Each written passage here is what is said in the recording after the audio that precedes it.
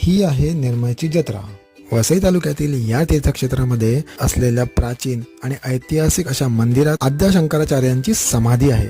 ही जत्रा महाराष्ट्रामधील दुसरी सर्वात मोठी जत्रा आहे।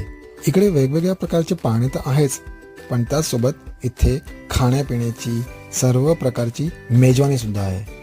या ठिकाणी तुम्ही भरपूर एन्जॉय करू शकता, लहान मुलांपासून ते मोठ्या माणसांपर्यंत सर्वांसाठी सर्व गोष्टी इथे उपलब्ध आहेत। वसईतील प्रसिद्ध अशी सुकेळी असो नाहीतर वेगवेगळ्या प्रकारच्या मिठाया असो, या ठिकाणी तुम्हाला सर्व गोष्टींचा आस्वाद घेता येईल।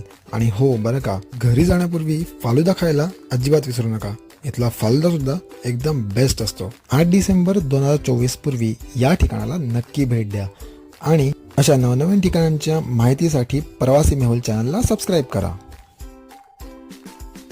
ही आहे निर्मळची जत्रा।